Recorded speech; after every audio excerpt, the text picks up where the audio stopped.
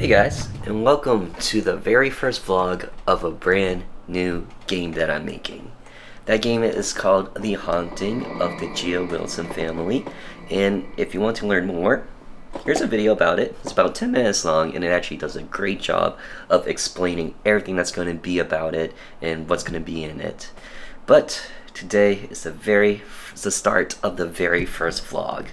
It is Saturday, December 21st, and this vlog is going to span for pretty much a month throughout January, and my guess is that it's going to be all about art. Because for this game, it's going to be really different from what I made in the past. They were more so about trying different things in RPG Maker. A good example is the puzzle cube. But this time I am focusing on the aesthetics. And I've been developing games since I think 2020.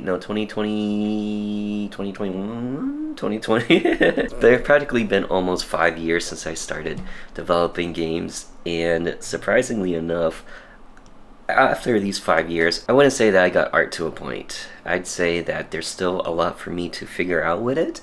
I think I can comfortably create pixel art, but there is one thing that I need to really improve, and that's with coloring. But I am getting a bit ahead of myself, so let me just start with all the things I've learned throughout my years of pixel art, which, by the way, was something I was really new to, and something I never ever touched until the creation of Caster's Trap.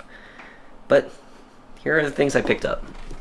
So first to note, I do develop in a style known as complementary colors, and for complementary colors, it's essentially choosing one color that will pretty much be the primary color of your game. So with Caster's Trap, it was blue, and for the secondary color, it was orange. And based on this wheel, you can see that whatever is opposite of it complements that color very well. So your primary color will be the majority of the game, but then you'll have a secondary color that you'll see more often than any of the other colors. Ooh, I'm like all white balanced out. Oh well, you're going to have to deal with red TheOdie. Well, pretty much, it's kind of like a cheating way to achieve a good color theme for your game without fully understanding coloring. But there's still more that you can do to improve upon it, and that is called hue shifting. So here's a pretty fantastic post on pixel art by a deleted user, but it's still actually pretty solid. So pretty much you just choose a color, and as you go lighter towards, say, yellow, then you want to make it brighter and desaturate it so it goes more towards gray. But if you go darker, such as towards purple, then you want to increase the darkness and increase the saturation. So pretty much, here's another way of saying it. Say let's choose this color red, and I just chose one random color. It doesn't matter where I go on here. And here's my red color. Well, let's say I want to go lighter. So to go lighter, we're probably going to move towards the yellow. So now we're more towards orange, but because we went lighter, we need to go higher in brightness and also towards gray, or towards desaturating. So that's this corner up here. Blah blah blah blah blah blah blah blah blah blah blah blah blah. But now let's say we want to go darker, which means I need to capture this color. So we're going to go back to this red, the exact same red that I chose.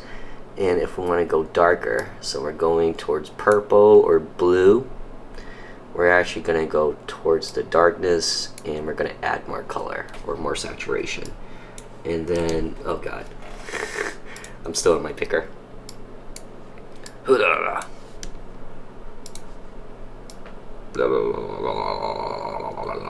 And this is pretty much called hue shifting, and it creates a theme to your colors so that you don't have one very bright orange here and then a very bright purple, and it's very contrasting to your eyes to the point that it hurts to look at. So if you were like me back in 2020 when I started Caster's Trap and you need to get somewhere with art, do those two things. But now that I'm about 4 years in here, I'm ready to take it to the next step, and that step is using color palettes. Let's set up to our main station and take it away from there. I am on a random website called coolers.co, and all I really did was just type in color palettes in Google, and this was the first thing that appeared. And these are color palettes. Basically, they are your control when it comes to creating a work of art. So as you're coloring and creating your art, you want to go back to these set colors and then adjust it through hue shifting from there.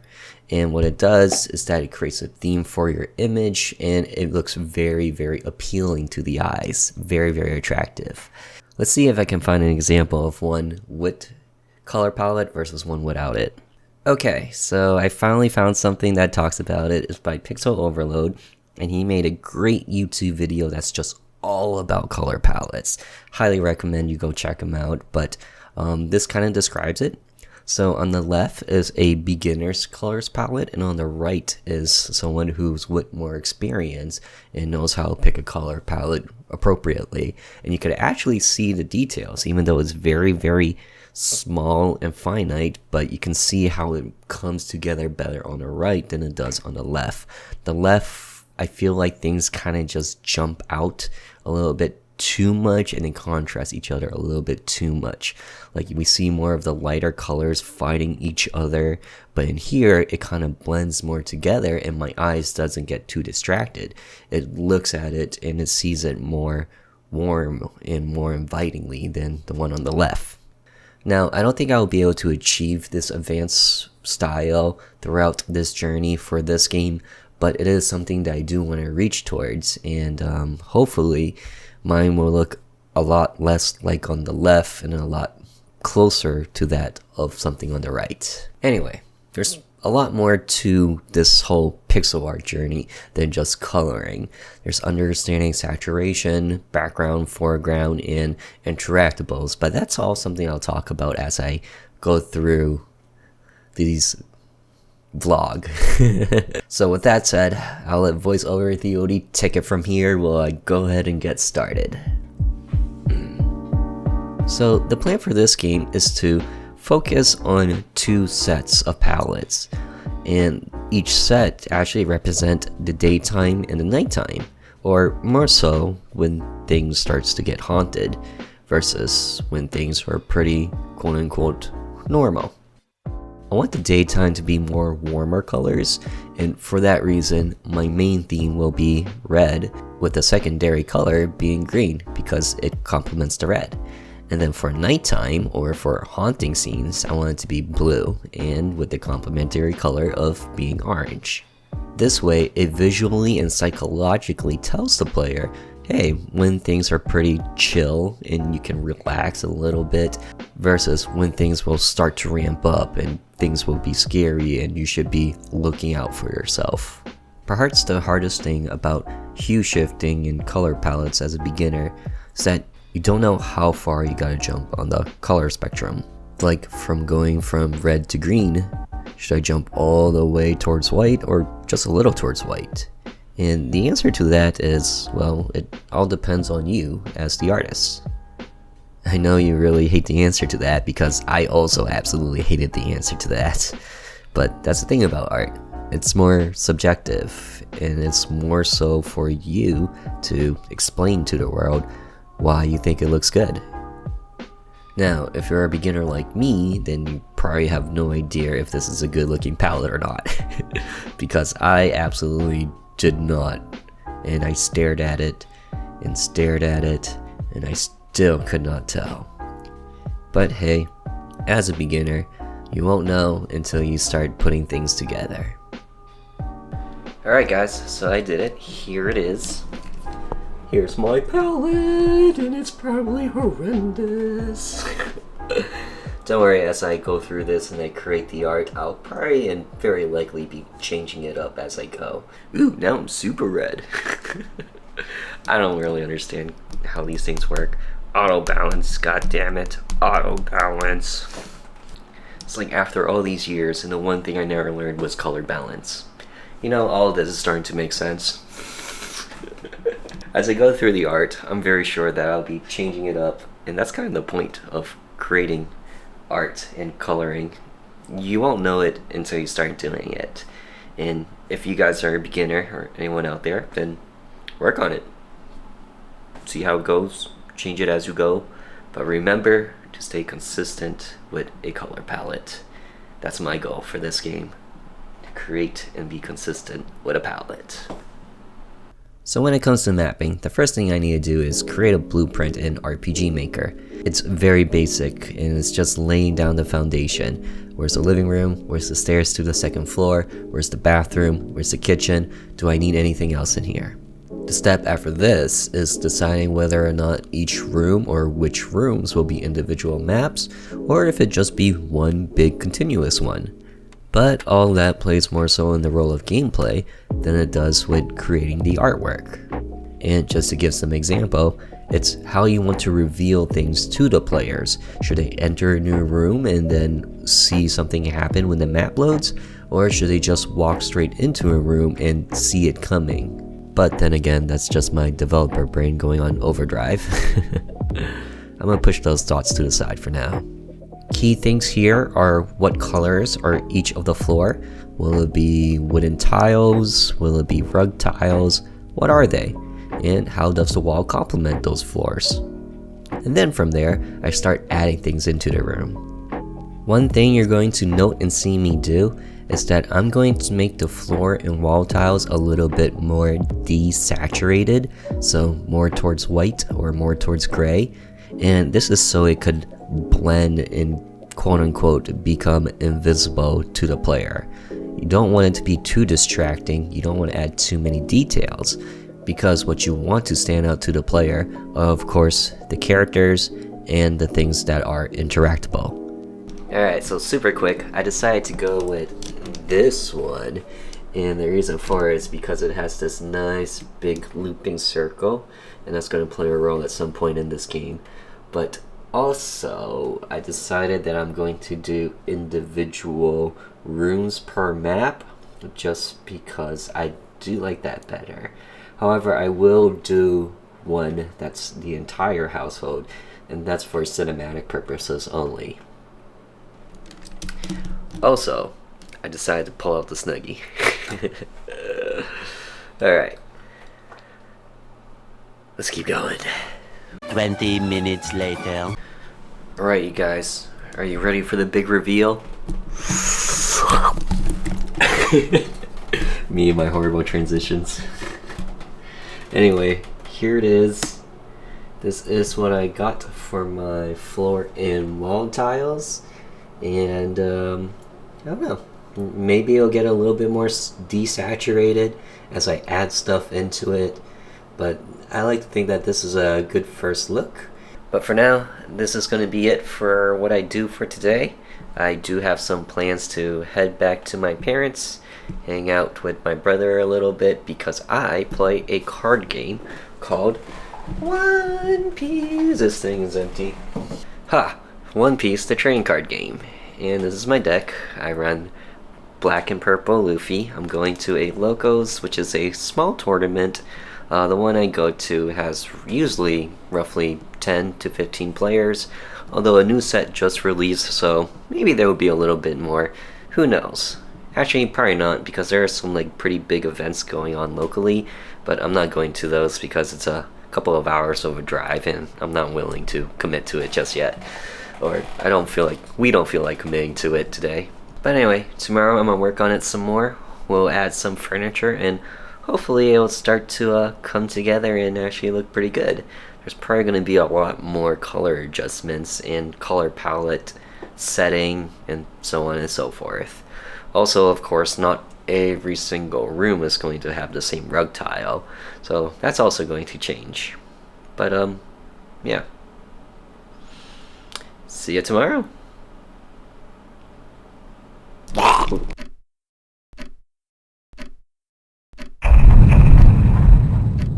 Goodbye. morning. How are you on this fine Sunday?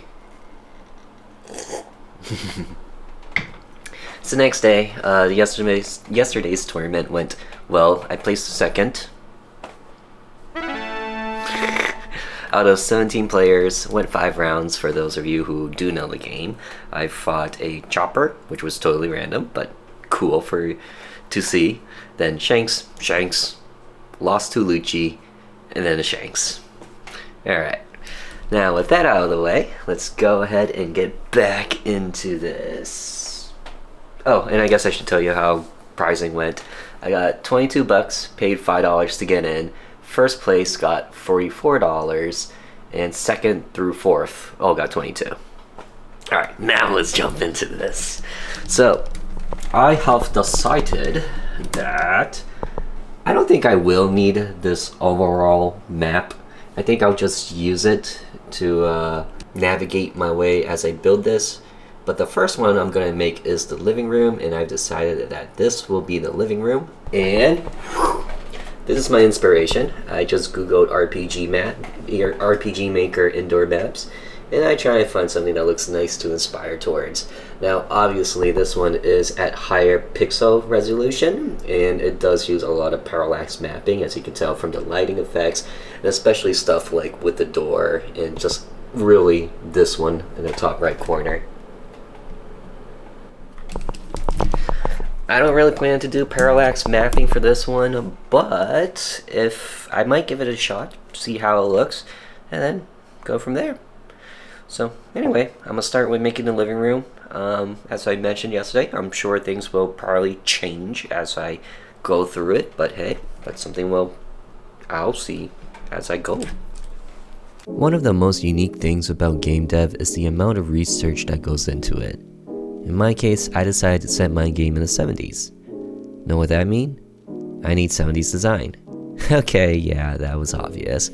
But here's the less obvious. What was the trend in the 70s? What was the trend for interior design? Know what wasn't common in the 70s? Phones, tablets, computers. Here's one that you might not have considered. The father was the only one employed. What sort of job pays enough for a family of 4? Today, it might be a software engineer or someone who works in pharmaceuticals, but, well, those weren't exactly a boom until the 80s or 90s. Kind of a fascinating thought, right? Anyway, back to art. This TV absolutely killed me. As you can tell, I could not decide on the color of the screen for the life of me, and also the design was just a bit finicky. Although, fun fact, my family did have one of these growing up. Kinda wish I still had it.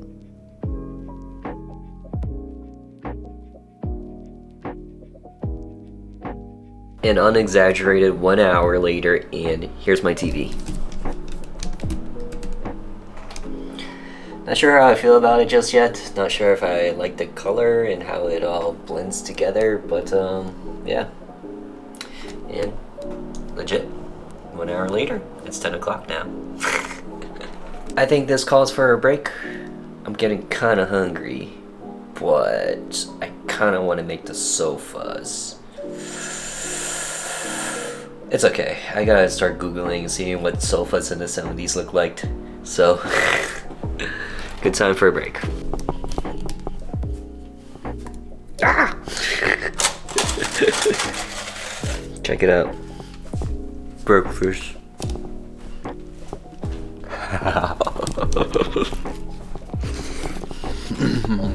But while I was waiting for this thing to heat up, I got my couch. I found that a lot of the couches in the 70s were really poofy and kind of extravagant, but that one's just a simple template. You kind of just put it in place, see how the colors work together, and then I'll try and make it look more fancier. This is, of course, my inspiration. I needed to figure out what a couch looked like from the behind, and I'm not gonna lie, it looks kind of too simple, but maybe that's okay, because I did want to take a more minimalistic approach. This pizza is also hot and it's droopy.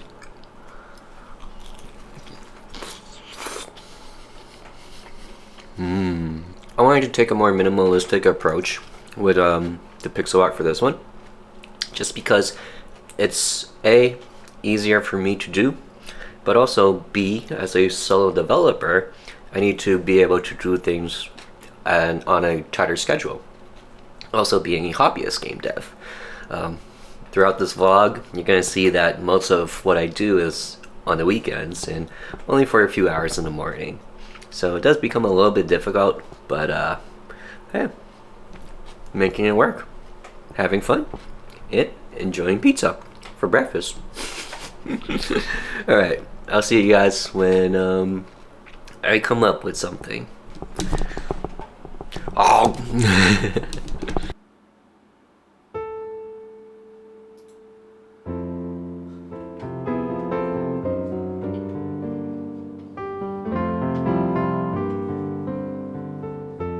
Merry Christmas, dogs. It's December 25th at almost 8 a.m. in the morning, and as you can imagine, it's a packed full day of travel and Christmas festivities, but there is, of course, at least 1 hour of freedom to do some game dev. And that's exactly what I'm going to do. I last left off on having completed, or mostly completed, the living room, so here it is. There is one more thing I do want to add, maybe a portrait or maybe a clock, something to fill in this. It's a little too clean and too tidy for me, even though I am trying to go for that minimalistic style. But also, maybe once I add the lighting effects and all of that, it will look a lot more fulfilled. Hey, you guys want to hear something interesting? Back in the 70s, TV remotes didn't exist. So I was like, maybe I'll add a remote on that table, that black table. And then I was like, oh yeah, remotes didn't exist back then. So all these little things that are just interesting. Anyway, I also worked on, and check this out. Oh, I'm like in random free space. Aha! I'm zooming though. But classically, I do enjoy a good zoom in on my game. I feel like the default, especially when you scale up to a larger resolution, it zooms out a little too much. So I do want to zoom it back in. And I finally found a plugin that scales appropriately. The only problem is, of course, it costs money. What do I mean by that? Well, if you look at the finer details in the pixels, it's actually clear. There's no blurring effect that occurs. And I found that that blurring effect happens with the built-in zoom, because RPG Maker now has a built-in zoom as of its recent versions. Right here, where you see screen scale. Yeah, that one makes it nice and blurry. But check this out. This plugin does it well. Does it the sort of justice that I wanted all along throughout my years, ever since researching Capture's Trap. The only issue that I didn't have back then that I do have now is $12. Like with all the other Visustella plugins, there are packages that you can do, which makes it kind of cheaper. They're like, hey, if you buy this bundle, then you, in a way, get 1 or 2 plugins for free. And that's exactly what I did. I got the Enchanted Explorer series, and in that series comes with ambient sound, map zoom, and map damage effects. Probably won't be using this one, the map damage effects in this one, in this game at least, but I will use the ambient sounds. It does the localized sound where it fades off or gets louder as you get closer to the tile event. And I've made that before in just common events. It's super easy to do.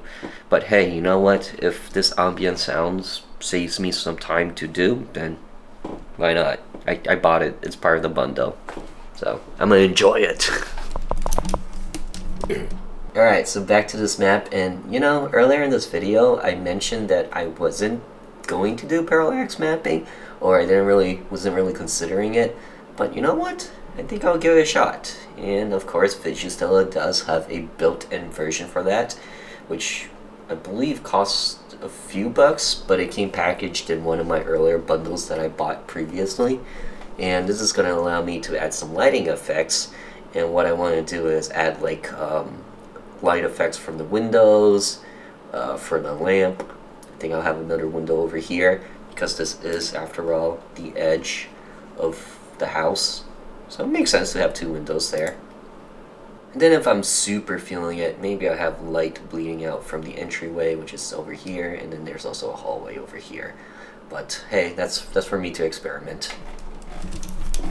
There is, of course, free version of these plugins on the internet. You just gotta do a bit of research to find them. I just enjoy Visustellas because I've used them in the past. It worked out well for me, and it's now all packaged and they all behave properly with each other. And the best part about Visustella is that they are a team. It's not just one person that we have to depend on to make all these updates, but a team of several to make sure that it does work, and that every time RPG Maker updates, these plugins are also updating. So that's a nice thing about them. I think the only limitation with Visustella is that you can't edit their plugins whatsoever.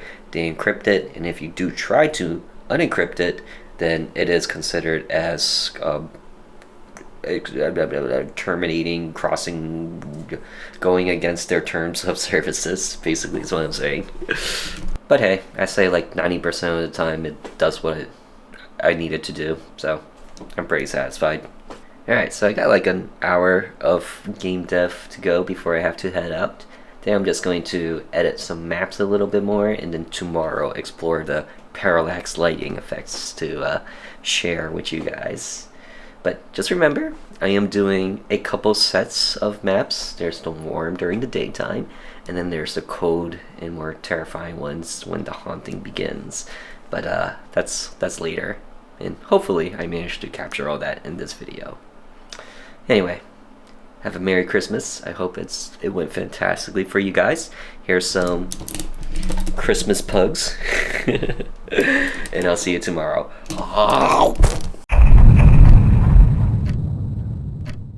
Since I showed you my unhealthy habits, I must also show you my healthy ones.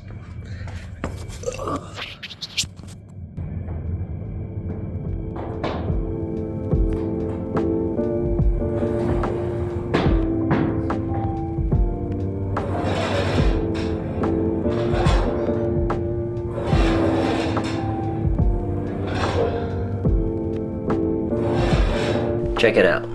This is one of my Christmas gifts I got. It's an ember mug, and it just keeps my coffee warm until I turn it off. Pretty nice. Other notable Christmas gifts. I got scratch tickets. The classic $135. Totally paid for the plugins that I bought yesterday. Anyway, today is a brand new day. It's the 26th day after Christmas, and luckily I have from today all the way up to New Year's off. A little bit more than that actually, because I am planning to go on a trip. It is One Piece related, but I'll get to that once we get to there. For now, let's talk about parallax mapping.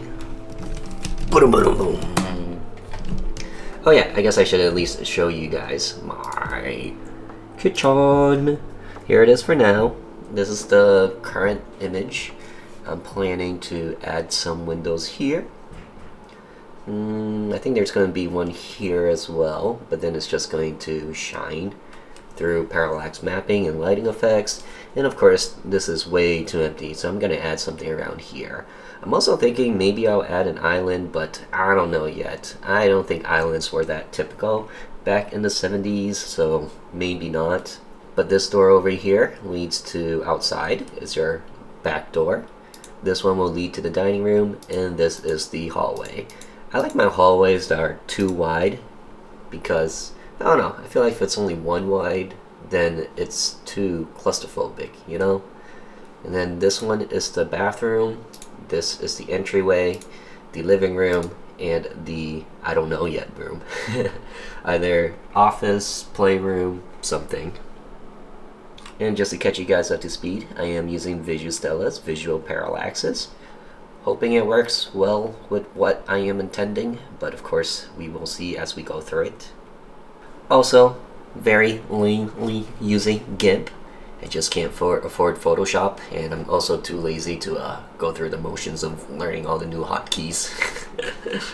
But pretty much to get this map in here, all I did was an RPG Maker, right click, save as image, drag and dropped into my GIMP, and then I just shut off the grids. Alright, now that said, let's transition. Oh wait, this is probably better. I apologize for the facelessness, but I am trying to conserve storage on my PC. Alright, so do this. I'm gonna create a new layer, and this will just be the... yeah, I don't really care about the naming schematics, honestly. But let's make it nice and dark. Bring down the opacity, or increase the opacity. And now I shall use the power of my eraser tool. If I can find the shortcut for that. Is it just E? There it is. Let's see. I know I want something with this one. And then I also want a window around here. So let's change this brush. Should we do a block? Is that a little weird? I guess I'll see. Ugh! Too strong. That's the hardness. Yeah. Okay, that could work. Then we'll do like a spilling out effect from that window. Then I think there will also be like another window here, since it's the edge of the room. Let's bring this to a nice 90 degrees.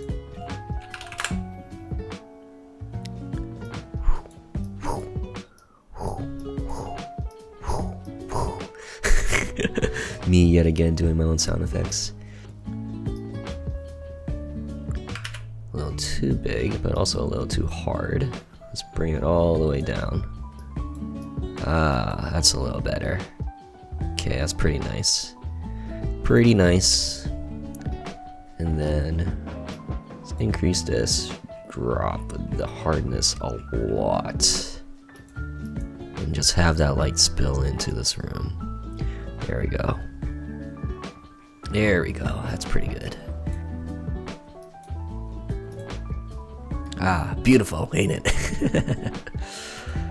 Hard light. Vivid light. Whoa, that's trippy. I kinda like that. Yo. That's pretty dope. Although it's a little bit crazy on that table, so maybe not. Hard mix. Ooh, ooh, ooh. Okay, so now I could probably do snap to grid, and then just take all this. Okay, where's my brush? Huh. Boom, boom, boom, boom, boom. Oh god, wrong way. Invert. Boom, boom, boom, boom, boom, boom, boom, boom, boom, boom, boom, boom, boom, boom, boom, boom, boom, boom, boom. Alrighty.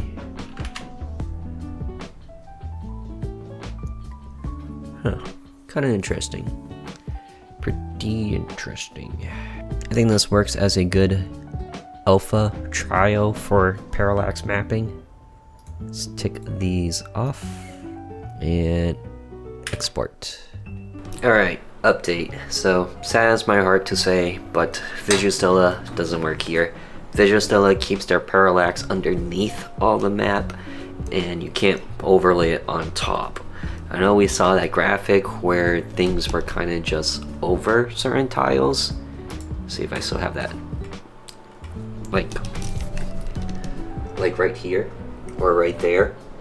But as it so happens, those tiles are slightly transparent to allow that effect to occur. And for the most part, I don't want to do all that. Take all my maps, make them slightly transparent just so I could have it like this. So what I'm going to do is attempt to use Galv's MZ layer graphics, because this is probably the best way to do this without having to go back to your map editors and changing your maps. to have it overlay on top of everything. So fingers crossed that it works and it does not fight with Visustellas, but I guess we'll see. It works! But there is a caveat to this, and here it is. So notice that you don't see anything, but after you TP, now it does. So what that means is that I have to create it on, I have to do a management sort of map, or prep it before getting the player onto the correct map. But overall, that's okay, because that's generally how RPG Maker will do. The only concern I have with this is turning on lamps and turning on the TV. So that's what I'm going to be testing next. Sometimes things don't work as straightforward as you hope, but that's alright. When it comes to game development, and sometimes computer programming in general, you just have to achieve the goal.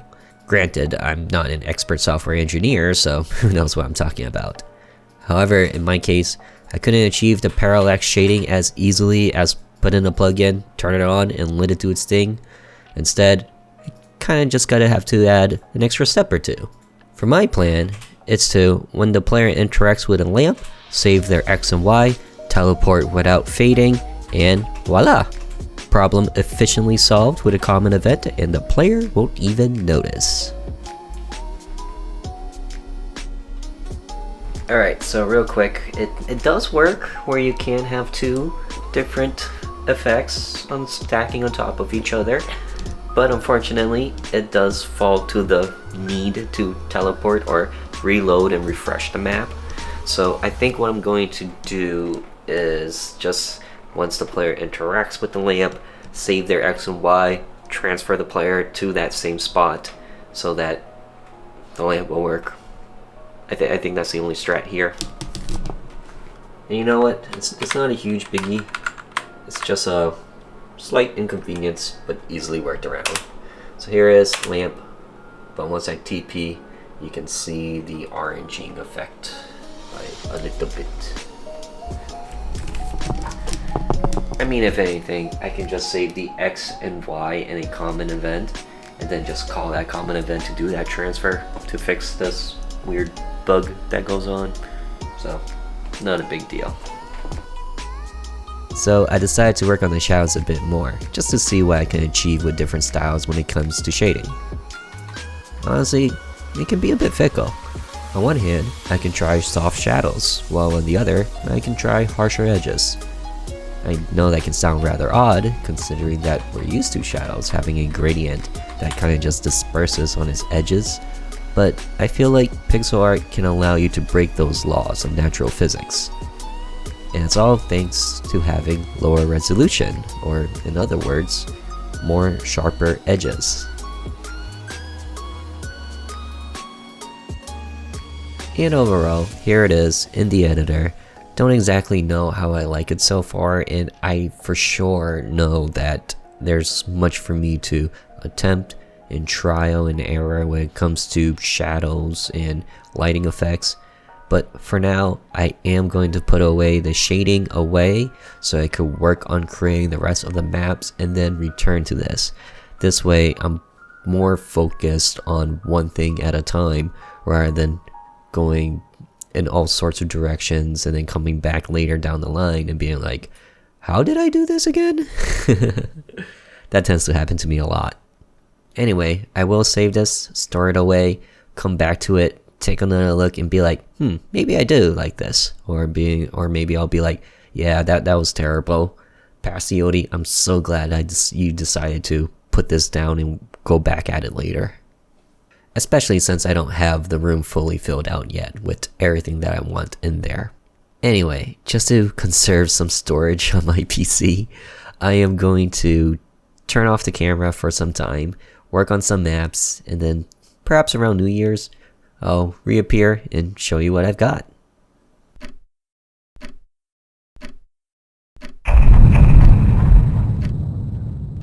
Happy New Year's! Hope you guys had a fun and safe New Year's. Mine was super and totally chill. I went to a hot pot / Korean barbecue fusion with my girlfriend. It was an all-you-can-eat, and that pretty much KO'd us. It was like an afternoon thing, but afterwards we just went straight home and just chilled. Did absolutely nothing important or special. Pretty much every day since Christmas, we just visited family and friends, and honestly, I was totally happy with that. I did not really want to do anything special. My batteries were just completely drained, and today is the battery recovery day. So you know what? Let's do some game dev. Or more like, it's time to catch you guys up. And also, speaking on just going out and doing things, I have a One Piece the card game trip coming up. It's a huge one, and it's the North America Finals, Wave 2. So pretty much you have to qualify into these finals, and I was lucky enough to qualify into this. And it's going to be a big one, and it's going to be exciting. I won't cover it too much in this vlog, but if you guys are interested, I will be posting stories over on Instagram, so follow over there if you guys want to see that adventure with me. Anyway, now let's go into everything I've done in The Haunting. I was going through all of my titles. I went from Capture Strap to Captive, and then DH Files, and then, oh yeah, it's now The Haunting. So to start you guys off, here is the living room. As I mentioned before, I'm going to do shadows at the very end, but thoughts? These are portraits. I know that they can be kind of hard to tell because they're just blackened over, but I was like, if I keep a theme amongst them, then probably it will click in your head that, oh, they must all be portraits, and that's exactly what it is. Right now, I feel like this corner is so empty, but it is also on purpose because it's a game design so that the player can loop around this area. So there's that, and I'm hoping that once I start doing the shading, it will actually fill in the space and make it look a lot more complete. From here, we'll move on to the hallway, which I did absolutely nothing with. For the most part, I'm kind of just waiting on creating some portraits, and of course I can't create those portraits until I get the character designs down. So hallway will probably be the very last thing I do. But here is that kitchen. You'll notice that the tiles are a lot, they're not as bright as they were before. Every time I jumped from one map to the kitchen map, I was like, oh my god, my eyes. So I'm hoping this desaturation and darkened ground actually helps it a little bit better. And as you can tell, this has changed. Before I was thinking about a table, and it was a table, but then this is actually for a part of the plot. There's a reason for that, and that's as far as I can say. But these, can you guess what those are? Hopefully you do. It's just a basic shoe rack made out of wood. Had to dive in and be like, alright, when I was born in the 90s, what did we have? Honestly, all the shoes were just on the floor. But growing up and going to like family homes and family and friends' homes, they all had like a wooden bookshelf with just shoes on them. Alright, here's a pretty neat one, and I think you're gonna have fun seeing this one. Oh wait, no, that's the hallway. Boom, the dining room, and check it out. What you think? Is that cool? Can you guess what that is? It's Angkor Wat. It's over in Cambodia, and it's considered one of the quote-unquote modern wonders of the world that's still standing. Since our dude Charlie is from Cambodia, gotta have the picture of Angkor Wat. And I also feel like it's just what a lot of Cambodian families have in their homes. At least I had one growing up. My uncles had one, or my grandfather, and that sort of thing. So gotta have a picture of Angkor Wat. And then we have a very basic bookshelf, just a little plant, and then a nice little kitchen table. I was thinking of putting food mats on it, but then you already have that tablecloth. So I'm like, yeah, that kind of makes no sense. Anyway, I also feel like this room feels a little bit empty, and I think I'm gonna see what I can do with adding a couple more things to it, but I don't know. I'm not exactly sure what to add here. Maybe once I get the shading in, it'll make it look more filled, but at the same time, it's really not too much I can do, especially if I want to have this area clear for the player to run around. So that's kind of like the sacrifice you gotta consider. Anyway, here is one room that took me a lot of time to figure out, and it is the bathroom. Decided on green walls. I think before I went with green tiles and yellow walls, and that was just too bright and my eyes were hurting, especially after going through all the different rooms and then into this one. So I decided, alright, I'll stick with the red floor tiles and then green walls because it complements red. And yeah, this is the whole theme. But here's an interesting one because I decided to try 2 different map ideas for the bathroom. And this is the other one. And you know what? Personally, I do like this one more. And, well, I guess you guys tell me. Do you think this one's better? Or do you think this one's better? So, this is the one that I made first. And my idea for this one was to make it make sense, you know? This wall outside, gonna have to have a window there if you decide to have a window in the bathroom. Toilet, I want it to face down because aesthetically I feel like it looks better than if it was facing sideways. But then I kind of took all of the room in the front or back side, and I didn't really know what to do with the shower and the sink. So I was like, okay, I guess it would only make sense if you push it off to the corner, because how else can you fill the room? But then I was like, you know what?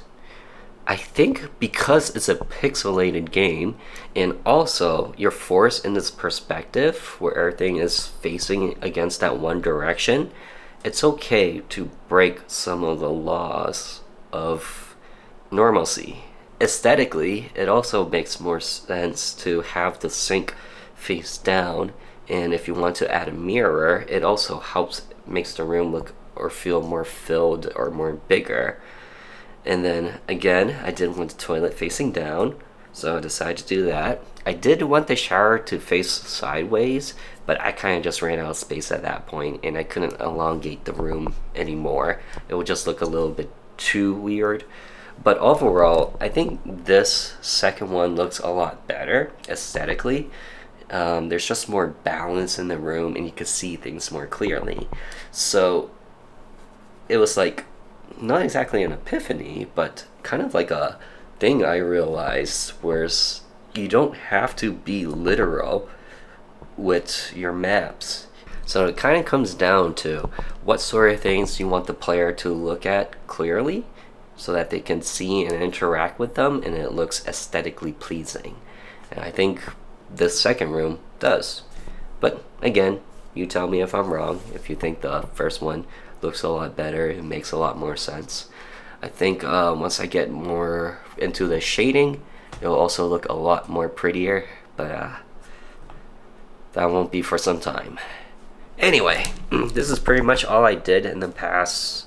Well, when did I say goodbye to you guys? Christmas? Day after Christmas? Day after Christmas. There's one more room I gotta do on this. Oh, no, technically 2 rooms. There's the main entryway as well as that mystery room that I haven't figured out yet. I'm thinking it will just be the playroom because it makes sense. The father doesn't need an office room because he goes off to work, and working from home wasn't a thing back in the 70s. So doesn't make sense for him to have an office. The mother tends to the house, and she's actually has a huge hobby in gardening that we will get to at some point. So also doesn't make sense for her to have her own activities or office space. So it's got to be the playroom. That does complicate some things in the script that I made before, but not too much. It's just changing the settings in some instances. instances, whatever the word is. Anyway, you like my bucket and plunger? I was like, I need to add something into this room to create more balance in it. The bottom was just too empty. I'll add a plunger, but does it make sense to just have a plunger in the corner of a room? That's gross. So I added the bucket because I'm like, I think back in the days they kind of just did what they did. They didn't really have a 2-in-1 combo. So bucket, plunger, yeah, that's a combo that makes sense. It might be a little bit too optimistic, but I'm thinking it's possible to finish the first floor and the second floor before the end of January. Once I come back from One Piece, which is in Orlando, it is back to work. And the only days I'll have off are Saturdays and Sundays. So it does make things a lot tighter to get work in. But, yeah. Guess we'll just have to see. Into the toilet you go. Oh wait, hold on. It's a very slow zoom.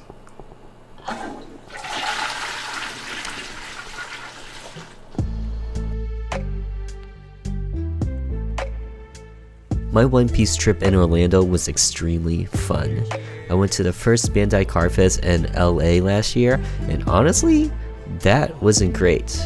But this year, it was fantastic.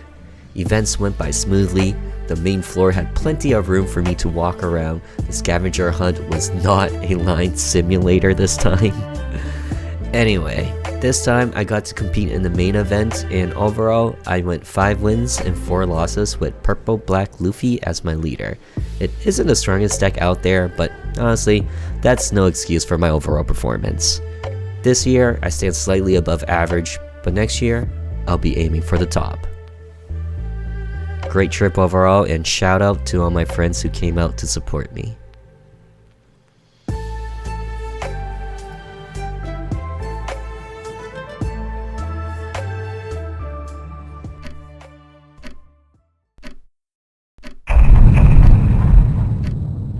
Good morning, you guys. It's Saturday, January the 11th at almost 10 a.m. I'm officially back from my trip. Snow is falling out there, but more importantly, we're back to game dev. So I got 2 rooms that I got to show you. This one I'm very proud of, and then the other one I am stuck and struggling on, but check it out. This is the playroom. It does have a pink theme, and I'm going to show you Maisie's room real quick. Also got a pink theme going on, but here's the thing, and this is a developers exclusive. Maisie was of course born first, so when they decided to create the playroom, they decided to make it girly themed. And that explains why I chose pink for the culprit, and why there's also a pink table. So yes, priority of the older child. The only thing that's going to change is that this monkey is going to be in Tommy's room, and I'll have to replace it by making something else. But hey, what do you guys think? I think I filled this room pretty alright. It's not too spacious and empty, but if we go to Maisie's room, I just feel like it's a little too empty. There's still a lot of things that can go into this room. Like right here, it just feels so empty to me. I don't like how it's so empty. I think I said empty like 10 times already. But the plan here is to probably put like a dollhouse right in the middle. Totally just an obstacle in the middle of the room, but it's to hopefully, I don't know, it's just odd. Like, because there's this table here in the playroom, it fills it in nicely.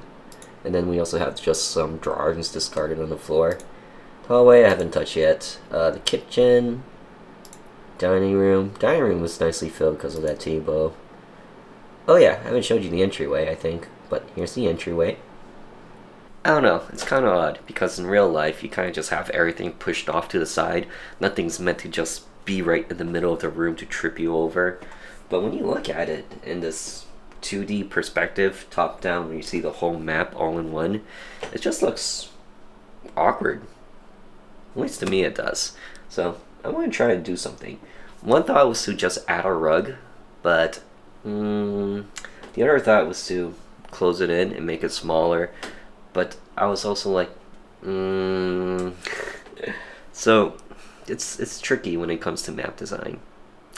Anyway, right now it's January 11th. I think I got 2 to 3 weeks more to go for the month of January, and my goal is to have all of the maps mapped out. And really all I got left is Tommy's room, the parents' room, and then a secret room. But that's pretty much the warm tile sets. And then I'm going to go into the cool tile sets, which honestly is just recoloring. But what I'm first going to try is to just throw in a tint, see how that does. If it suffices, then sweet. If not, then I guess I'll just go through the hassle of recoloring everything to a cooler temperature. And then for the month of February, I know I'm thinking far ahead here right now, is to work on the shadows for daytime and then for nighttime. That one's going to be a lot more trickier. But one thing I do have to do right now is edit hours and hours of vlog footage. So in all honesty, after I figure out Maisie's room and finish it, I'm going to go into editor mode, and this is going to take me a good long time. I'm pretty sure that this vlog is going to be like at least an hour long. So with that said, I think it's best I end it here before this becomes like a 2-hour video. So guys, if you enjoyed the video, do hit that thumbs up, comment your thoughts down below. Again, I would love to hear some critiques about my artwork and how I can improve. But for now, I guess I'll see you in February. Oh yeah, website, throwing up a teaser. If I did it, then you'll see that I officially created the title logo for the teaser. But that's about it. Alright, thank you guys so much for watching. And until the next one.